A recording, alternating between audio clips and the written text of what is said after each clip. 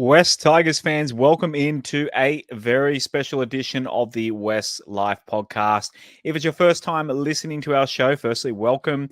We normally go live every Monday at 8:30 p.m. to review the previous West Tigers game, and then Wednesday nights at 8:30 p.m. So be sure to like and subscribe to our podcast, be it on any podcast outlet, and we provide a video version on YouTube as well if you want to see our faces next to some pretty graphics and imagery to go with that, to where what we're discussing. The latter is obviously the more important part there. There's a link under this episode description as well that will direct you to our link tree, which you can find all of our pipes, our social media, our YouTube, our Patreon, all of that good stuff. So on to what you're here for. One of my childhood heroes growing up as a kid in the 90s, and I'm almost certain he's one of yours as well, even if you weren't a Balmain Tigers fan previous to a West Tigers fandom. Paul Siro was beloved by all, especially when he repped the New South Wales Blues and Kangaroos as well. So it's absolutely perfect that we've got him on this week, being Origin week as well. He chatted to us literally from within Origin camp. So he's in Adelaide ahead of game one, and we are just so thankful for him giving us his time. So without further ado, here is our chat with the one and only Siro. How is Adelaide? Oh, it's a little bit overcast, mate, and cool, but yeah, it's absolutely raging this afternoon in Adelaide. Yeah. No, she's like a big country town, mate. Adelaide. Yeah, it is. Absolutely. Yeah. Yeah. We virtually just got in. We've unpacked all stuff in the team room, had a little bite to eat, and then just got into our rooms, mate. And I think the boys are getting massages in the next sort of half an hour, so that's all. It's all pretty low key at the moment. Do you get to get in on that, or is that a current player only? Well, mate, no, I prefer not to put my big blancmange body up on the table, mate. So no, I'll leave that to the boys, mate. So all good. How is you've obviously been in camp for what since day dot? Yeah, it's good, mate. No, it's been a really good vibe in the camp, mate. And I think it's a shame to lose Latrell. Pulled up sore after training yesterday, mate. We had quite a long day, but no, mate. Look, it's everything can be going perfectly, at training and everything. It's what counts is when they run out in the field on Wednesday night. So we'll see how that happens. Yeah. How you already mentioned massages. I mean, you played for the Blues between 89 and 94. How was camp different back then to 2023? Oh, mate, how long you got? Yeah, no, it's completely different, mate. No, used to be a coach manager and one trainer, and it's a whole new next level now. It is, compared to what it was 34 years ago, even 30 plus years ago, mate. So yeah, it's very hard to compare the two, but suffice to say, the money generated these days, yeah, allows you to have 15 staff, like travelling media team and extra with sports scientists and blah blah blah, and but myself and Stixie who handle all the gear and logistics and all that sort of stuff, mate. So it's good. It's great to be involved still, and I wouldn't have thought 30 years ago when I stopped playing Origin that 30 years time I'd be back involved, mate, which is great. So that's really. Sorry, who did you say was the other person's in charge of equipment? Paul Stixie, who was at the Tigers. He used to sit on the sideline. He's a very unassuming sort of fellow, mate. Okay. Paul Stixie, yeah. So he was at the Tigers for 30 plus years, mate. Okay. And different trainers' roles and whatnot, mate. But he was a trainer for the Origin, for many years. Right. And Okay. He's back sort of helping now. So Rob, you might remember. Rob's is literally the same age as you, Siro. You remember Stixie from back in the day, Rob? Mate, you would if you saw him, you would. Oh, I just realised I hadn't added Rob. Rob, can you hear us now? Oh, I can. Sorry, I thought I. Oh, right, there we go. There he is. I thought I'd added him in, and the whole start of the conversation. You haven't missed that much, Rob. Sorry okay. about How are you, that. Siro? Good, mate. I'm going right. How are you? Yeah, I was good, wondering thanks, why Rob wasn't. Yeah, He's right, wasn't he? it's not quite the professional operation that you saw with Behind the Roar, but we do all right. All right, mate. All good, boys. We have to ask on camp as well. Our guys Appy and Stefano. Any obviously you don't have to give away any tactics or anything, but they going all right? Mate, they're just happy to be here, mate. You know, Abby's just bouncing around, smiling, and Stefano's a great young fella. So he's we had all the families in yesterday, mate. All the wives and partners and kids came in for a bit of an activities day, and they all had lunch. You know, everyone had lunch together out in the field, and it was really nice. Yeah, it was good. Yeah, because Stefano and Abby's families came in too, which is good. Cool. But both the boys, mate, they're low maintenance, mate. They're not the blokes you got to worry about. So Okay. And what are your, especially Stefano being a legendary Tigers forward yourself? What are your thoughts of Stefano on the field? He's starting to come really good the last few weeks. Yeah, he has, mate. He has. He's probably a little bit quiet. But I bumped Dave Ferner at work, and Dave said to me, he said, mate, Stefano, and he based on his off-season training, he said, mate, he could be one of the best forwards in our competition, mate. So he's got size and speed and a bit of footwork, and he's tough enough. So, but mate, his last few weeks have been really good, mate. Hence the reason that Freddie's got him back in. So, which is great for him.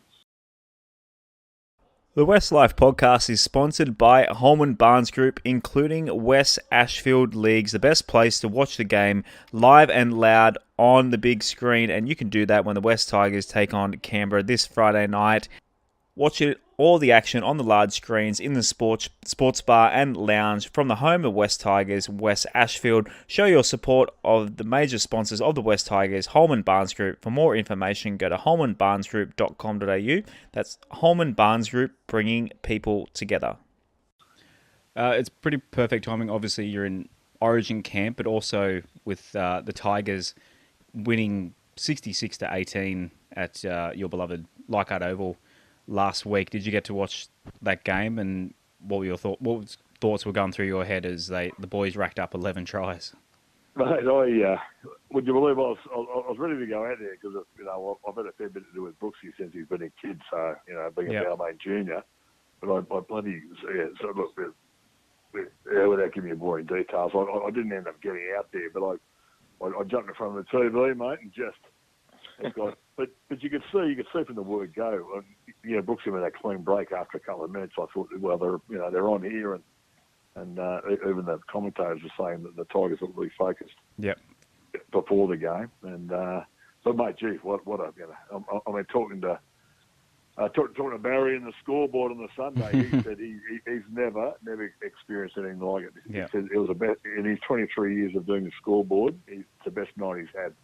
So that's some sort of rap. So he's a fair judge of a crowd and what they're into. And but every time they scored, they all turned to look at the scoreboard. Yeah. And, go them a woohoo and nobody put up the score. So no, look, it was terrific, and it's a shame they didn't play last week because they got all that momentum. Absolutely. Off the back of that, it would have been great if they played last week, but. Hopefully they'll save it for the Raiders, mate. So we'll go from there. Definitely, yeah. Rob and I were in the Latcham Robinson stand, so obviously the other side to the hill. But it was just awesome. Just we could see the party from our side, and just how many people hung around for Brooksy's presentation for his 200 game. It was just unbelievable. One of the best nights at Leichhardt Oval. I've really missed a game probably since 2005 at Leichhardt, not many anyway, and it was definitely up there for me. It was amazing. Mate, without a doubt. I can't. Well, I mean, they've never put a score like that on anyone. So yeah, it was one of those nights that you're saying used to come. I was there at Brooksy's 200s when we put 66 on the Cowboys, and I dare say there would have been 25,000 by the time everyone claims to be there. So it was one of those great nights. They don't happen too often, mate. So you really got to enjoy them. So. Yeah, that'll be up there. Actually, I was at your I wasn't at your last game, but I was at your second last game when you broke the record for most caps for the Tigers Oh, against the okay, yeah. Knights. Yep, My Shitty. dad drove. We drove down No, from the Central Coast. oh, right. Yeah, Um, shitty wet day against yep, Newcastle, I think it was. yep, Yeah. yeah. I was Yeah. what was that? 98. So I was 10. So that was Yeah. big memory for me growing up as a Tigers fan. Yeah, yeah. No, good, Leichhardt yeah. Oval, obviously itself. I mean, for Rob and I, it's the Holy Land, and I can't obviously for you as well. Your entire career at the Tigers, and you're a big part of basically the campaign to save Leichhardt Oval and for the West Tigers to keep playing games there. Can you kind of tell us a little about like why and what the ground means to you? Oh, look, it's I mean, it's a romance. It's a romance around the suburban grounds, and everyone talks about it. How great Leichhardt is on a Sunday afternoon when the sun's shining and the hills packed. But look, and it's certainly got its shortfalls with parking and amenities and other bits and pieces. But if we can get some funding from some different levels of government that just to help alleviate that'd be fantastic. But it's just, I don't know, mate. I've been playing there. I had my first game on there when I was 9 years old in a junior league grand final. So it's always been a special place for me. And and we used to play 11, 12 home games there in the old days, mate. So it's always been home for me. And I guess when I've got access to the ground at any time, really, then I'm always down there doing bits and pieces for the junior rep stuff or the development stuff, mate. So it feels like it's a second home, but it won't be much longer, mate. I'm actually, I've told the club that I won't be there next year, mate. So I'm moving on. Yeah. So this could be a breaking.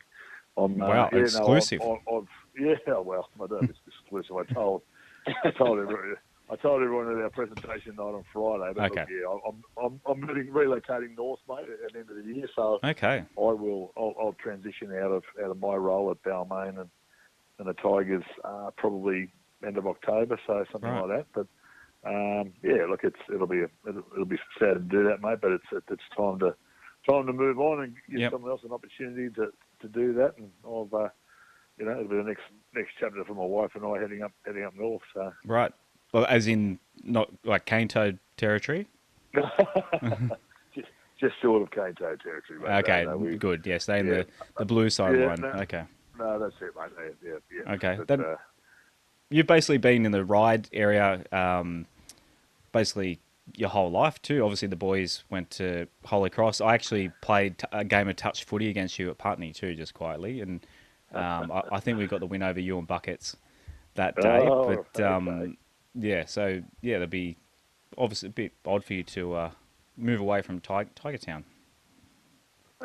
Yes, mate. Look, things things change, and I mean, East Ryde, again, a bit like East Ryde always been my home. I grew up, brought the family home, and then raised, went back with my wife Leanne, the boys. We went back and lived there for many years, and then they've since moved on. Curtis is overseas, obviously playing with St Helens, and Bailey's in New Zealand with the Warriors at the moment. So.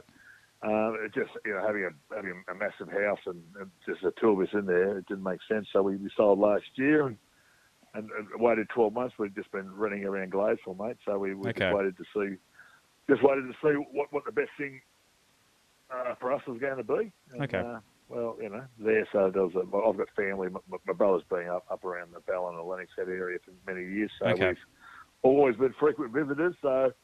We've decided to head up that way too, mate. So, it'll be nice. I grew up in Terrigal, so I don't begrudge you moving beachside. It's a great place to live. Well, you're a lucky one too, man. Yeah, but Terrigal's a great spot. Yeah. It is, yeah. I always like getting up and seeing Dad and the family.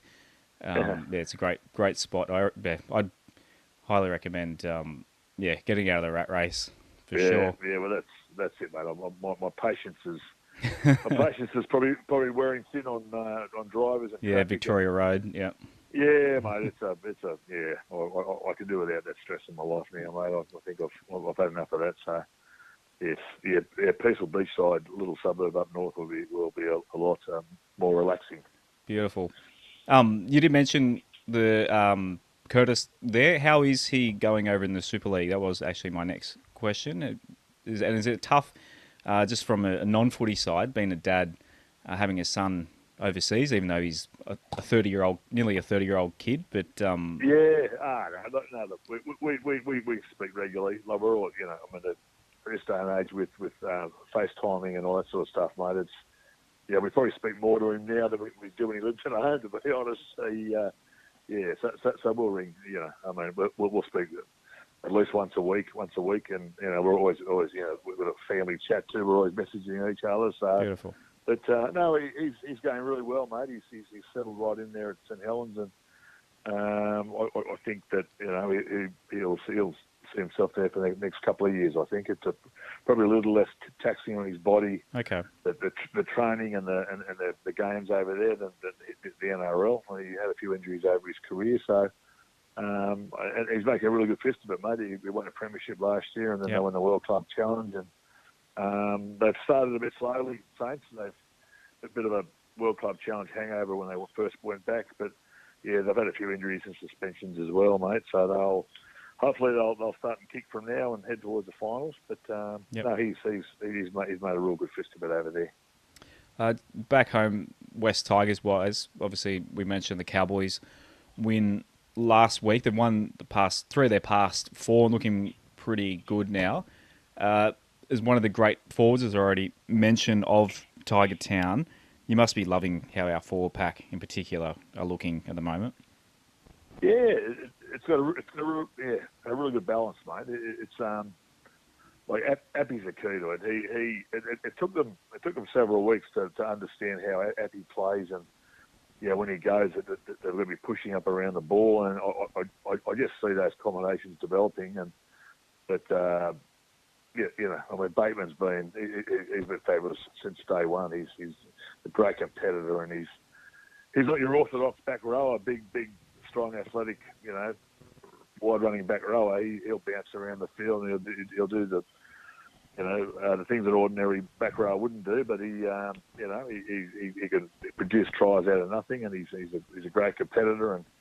And then you've got off the bench, Twally and the big Clement, Stefano up front, and there's a little bit of depth too, a bit of competition in the forward pack. So, but they're just pretty well balanced, and they've just got to do all the hard grind, and then hopefully our back line can play like they did the other night against the Cowboys. Absolutely. As I said, mate, Safatoa was just unbelievable. Yep. I haven't seen a performance from a centre like that for years. Yep. And he was that was a career high game for him, and mate, it'd be very hard to emulate that sort of game again. He gave Val Holmes a bath. So he was unbelievable. Siro, I think that's the reason Jared Croker's going to get rested this week. They don't want to embarrass him. It may have to do with his 300th game back in Canberra, but we'll say that. But I didn't even think of that. Yeah, he's got he's on 299, and I think the radio said they'll rest him this week, so he plays 300th game at home. So it'll be a big day down there in the ACT for him. Yeah. Yeah, we don't want to talk about Rob. We don't want to talk about Canberra too much, do we? No, not at all. No, just keep it to this century, not last century. Unless you're talking about '88 semi-final. There you go. WestsLife Podcast is sponsored by Mobile Corp, which supports local businesses by managing their IT, their networks, and their mobile devices. If you're a local business owner looking for a partner who will take away the hassle of dealing with IT issues, make sure you have cybersecurity in place, handle all your mobile device needs, then Mobile Corp can help. Mobile Corp is a family-run business and long-time supporter of the West Tigers. Reach out to our friend Stephen and the team at Mobile Corp, or check out mobilecorp.com.au. That's mobilecorp.com.au. I've got a few patrons, so we actually have a few people that chuck a few bucks our way, Siro, amazingly. So I've let them send in just a couple of questions to finish with. Firstly, Carla, big fan of yours from back in your playing days. She said, what was your biggest failure that you learned most from in your playing career? I think, mate, when I first started playing, I was, mate, really shy, and I didn't back my own ability. It took me a couple of years to realise, that to go for it and be a little bit more confident. I mean, when you come into a side with Steve Roach, Benny Elias, Wayne Pearce, Gary Jack, and they were larger than life figures as well, and it was quite hard. I probably took a back seat for too long, but once I sort of found my feet and my voice, mate, that's probably the biggest thing I learned. In my first season on tube was I had to back my own ability, and I was, as I said, a little bit shy, and you have, I guess all athletes have, all players have anxiety about performances and that sort of stuff, mate. But no, Okay. once I got comfortable, mate, I realised what I can do and go for there. Okay. Brendo, he asks, if you knew what we know now about head injuries and concussions, would you have played the game differently? Would it have affected your decision to play professionally? No, not at all, mate. No. And players know the risks involved. And you ask any player playing now, they I mean, head knocks are things that are going to happen.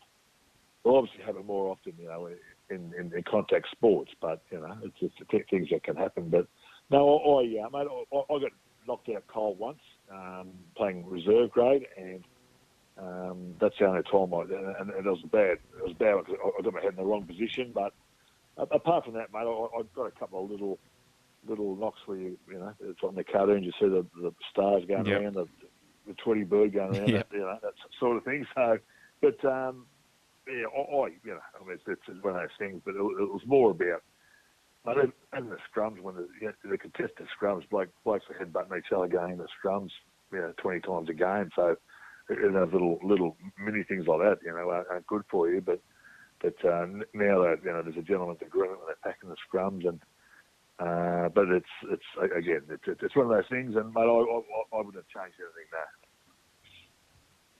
there. From Brocco, he asked just about your work with the Balmain juniors. He said, do you also have much to do with the, obviously you gave us the exclusive before, that you'll be wrapping that up at the end of the year, but do you get to work much with the first grade side at all?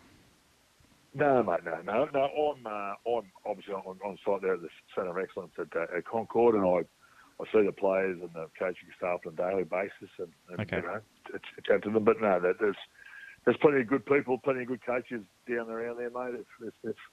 If someone said they wanted to have a chat about something, I'd be more than happy to give some advice if I need, mate. But I guess I'm a bit of a dinosaur now, mate. I haven't played for that long, so I'm just the old bloke upstairs who played a little bit. It's pretty scary to think there's players coming through now that weren't even born when Balmain and West were in the comp, which is crazy. It's a whole new era that only know West. If you're 25, 26 now, you only know West Tigers. You wouldn't remember Balmain or West Magpies, but but we still continue to do have a great pathway, and that's the thing about our club, mate. We provide opportunity, and that's there's been a lot of guys who have sort of pushed out of other clubs who have come to our club and made a really good fist of it. So we continue to do so, which is great. Yeah, it'd just be good to hold on to them for longer in their career. I mean, you can't hang on to all of them, unfortunately, and there's reasons why, and the fans get frustrated sometimes, but they don't know the inner workings sometimes, the players' personalities and how they look. There's the stuff you see on the field is a big part of it, boys, but it's the stuff that happens off the field, around the interaction around the playing group, how you hold yourself in the playing group, and I mean that all works. I mean our game's built on trust too on the field. You trust the bloke next to you when you're in the trenches. So that's really important. So that's I mean you see some decisions sometimes you think why the club's letting him go, but there's always a little bit more to it than media speculate about. So that's probably good advice for juniors coming through. as well, I guess. Yeah. Just to yeah. Look, you need to. There needs to be an element. I mean, you need to buy into everything. You know, it's really important. You know, and my different personalities. That's what makes the world go around. But yeah, I mean, we all can't be the same and be robots. But yeah, it's important that, you know, the interaction with your teammates is, you know, that's clearly the best sides. The close knit playing groups are the teams that win premierships. And if they've got talent plus that goes a long way to winning premierships. Let me tell you. yeah. Well, one that should have won a premiership, obviously. Not to, it's an old wound I'm opening up for all of us. Obviously, you played in it, but that was a pretty tight knit group. You and all the club legends like Balmain, the Balmain Tigers back then, I imagine. Yeah. Look, we I organised a reunion 2019, which was 30 years to the day. We all got together, and there was guys there who hadn't seen each other for 10, 15 years, but it was like, bang, we turned the clock back 30 years, you know. It was just, you know, all aged, obviously, and, you know, some better than others, but, mate, you can always sort of take the piss out of each other, mate. That's the beauty of it, and I'm still really close with several of my teammates from the 80s, and, you know, obviously Block and I are really close, and our families are really close too. Our sons are great mates as well, which is lovely. That next generation, but look, it's and mate, the good things of in my life is all out of, I mean, rugby league's played a big part of it too. So I'm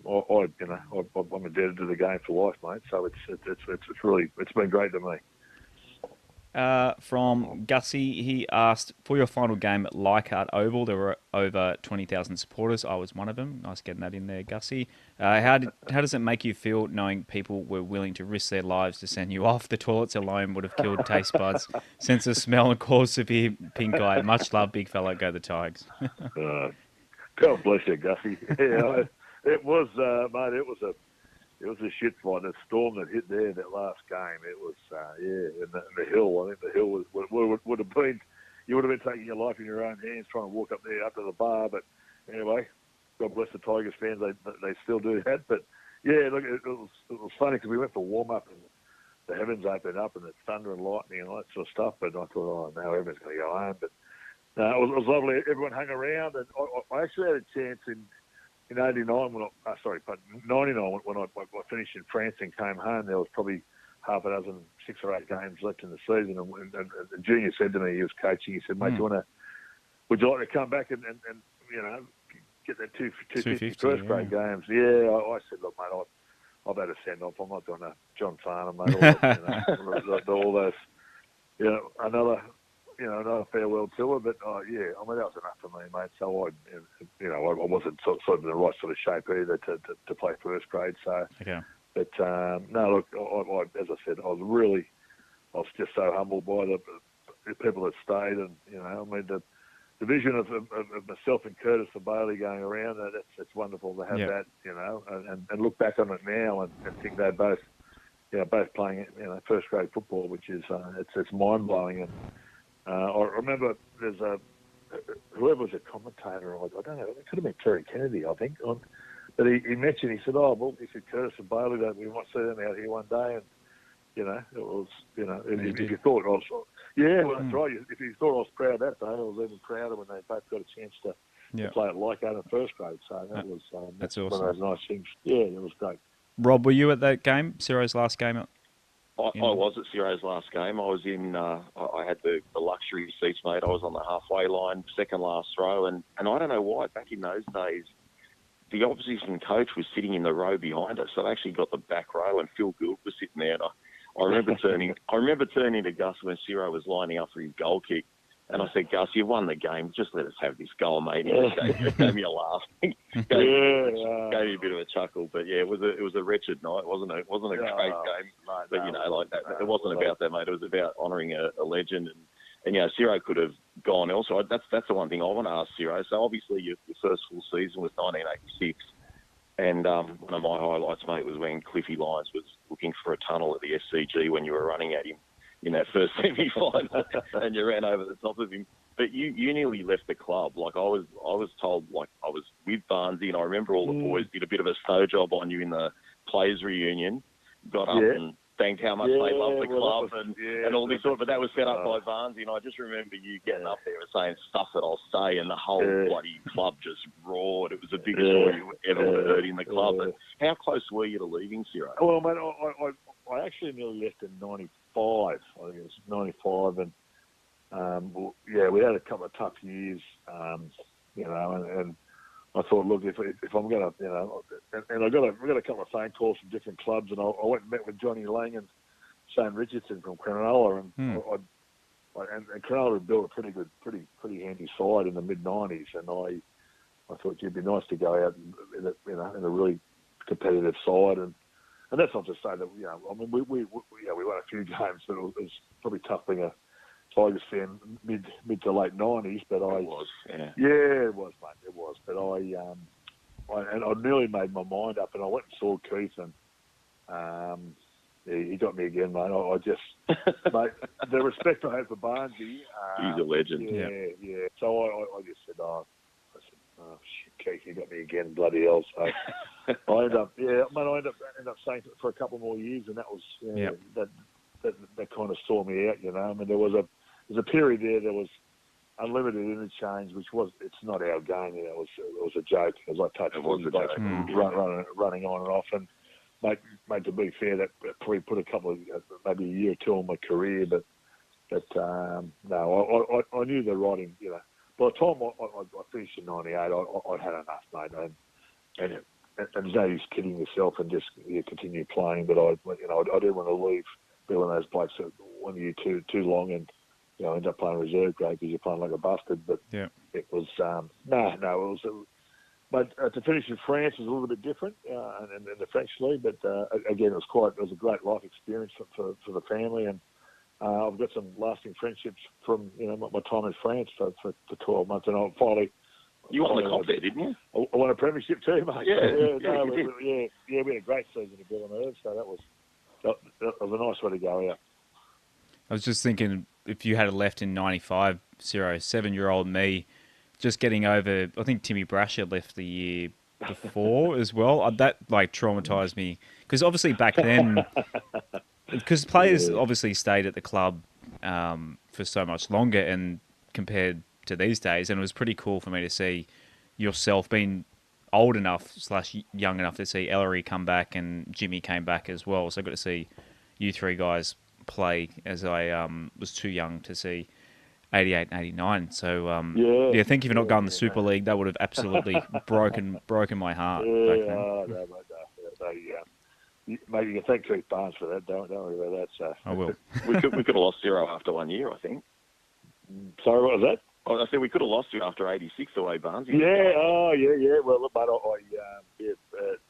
Bob Paul was very, very persuasive when he rang me several times, and I went and met with Bobby and Kerry Packer, mate. So that was it's quite daunting and intimidating facing Kerry Packer. And can imagine. I'm glad you caved, mate.